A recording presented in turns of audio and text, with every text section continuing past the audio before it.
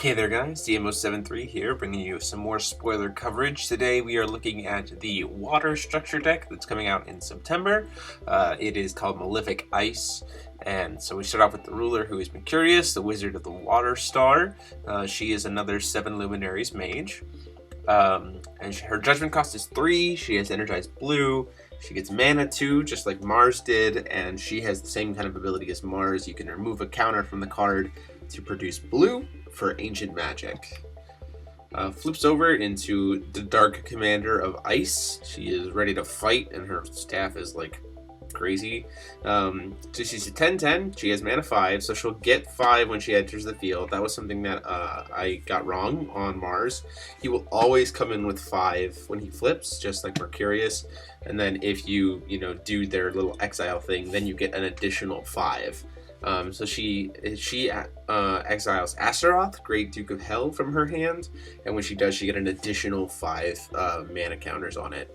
She has flying as long as Astaroth was removed by her effect, and she can remove a magic counter to produce blue to play ancient magic cards again. I think this is okay. Her stats are pretty straightforward.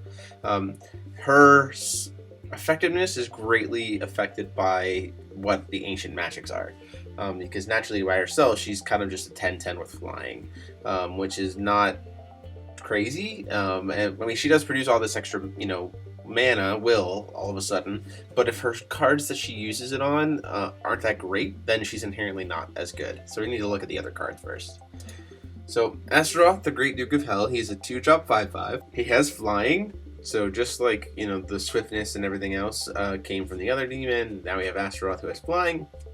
It said when this card enters your field, if your J/ruler is Mercurius, you get to draw cards. So he cantrips on turn 2, which is not bad. But for 2 blue, you can return this card to its owner's hand. So this is kind of the same kind of thing as like Cinderella used to have,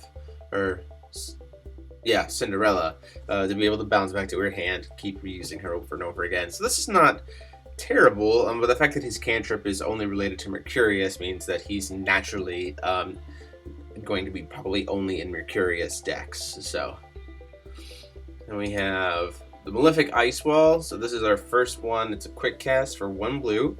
Just says target J/Resonator gains minus 1,000 attack. I'm a little disappointed in this card. Yes, you're preventing damage, but it's essentially a -1 just to prevent some damage. You would probably assume that you're probably going to block with something when you do this spell, but it's still, I wish it did some minus to defense. I mean, I would be fine with this being like, I don't know, a 1-drop minus 1,000, minus 200 or something to defense, but it just feels like it's kind of overall going to be a -1. For you, just losing the card to prevent some damage without gaining anything in advantage. So I'm kind of disappointed in this card. Then we have Mercurius's Ice Spear, 3-drop ancient magic, return target resonator to its owner's hand, and rest target resonator. So this is pretty okay. I wish this was a quick cast. But being able to bounce something and tap something means that you can essentially 2-for-1 them if you attack the thing that you tap. So that's pretty effective. I wish, like I said, I wish this was quick cast. But I mean, it only costs 3, and you're gonna get all those mana counters anyway. So it's essentially free most of the time when you're playing her deck. So not bad. Next we have the Spirit of Ice, 3-drop Resonator Spirit. 3-drop 8/8. When this card enters your field, return target rested resonator to its owner's hand. So this is only really good if your opponent has tapped something. If your opponent is playing a control matchup and they're not really putting creatures on board or recovering or not really leaving anything rested, then this card is inherently not as good. But I definitely think that there are some potentials in certain matchups, so I definitely see this card outside of the structure deck being more of a sideboard tech, potentially, but for 3, it's a little bit expensive. We have the Servant of Mercurius, a 1-drop 2/2. When this card enters your field, put a mana counter on your J/ruler.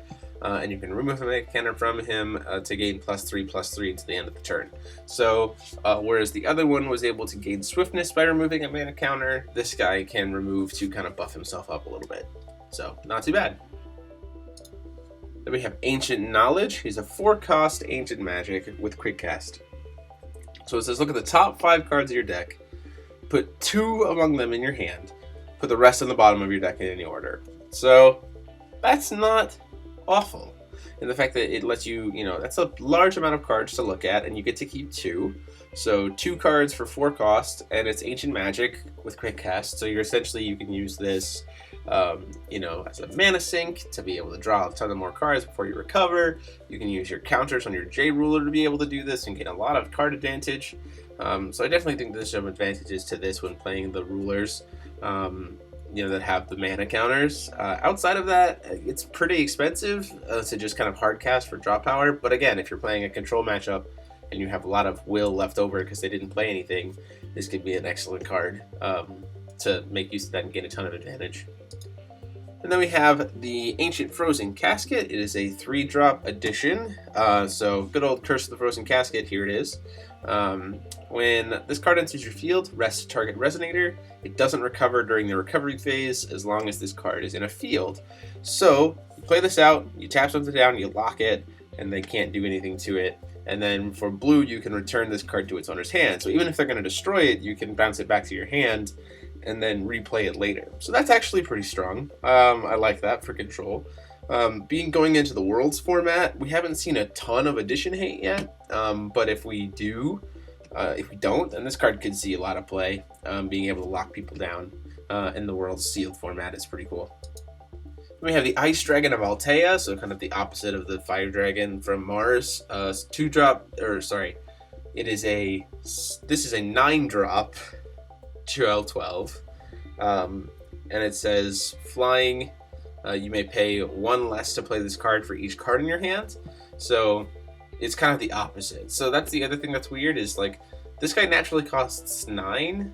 The Fire Dragon only costs 2 with the additional cost and the effects. I don't really know why they didn't do that. Anyway, but for every card you have in your hand, this guy gets cheaper to play. So whereas Fire was all about burning your hand to be able to play the guy quick, this is all about building your hand to be able to play this guy quick, which fits pretty well with water, so not bad. Then we have the last card is Keeper of the Frozen Casket. He is a 1-drop 3/5 Ancient Automaton. Additions you control gain barrier. So he essentially just means that your additions are protected while he's on the field. So that's pretty cool. It becomes a 2-step process to be able to remove those additions. So pretty cool stuff. And then let's see, I think we have some more stuff here. We have the Messenger of Altea. He is 2-drop 5/5, 2-drop 5/7, just a vanilla. You're going to see some of those in structure decks just to make sure that they kind of flush things out. And then the Water Magic Stone. So this is what the Water Magic Stone looks like. We're seeing more of that old artwork that we saw used before. So we've seen a light stone a fire stone with this, a darkness stone with this, now a water stone with this. So who knows whether we'll see a wind or a light stone with this design in the future. But there you have it, guys. Let me know what you guys thought about these cards, whether you think they're good or bad. Remember, this is the structure deck, so if you think you're going to pick up this structure deck, give me a comment, like, and subscribe as always. And until next time, this is DMO73 signing off.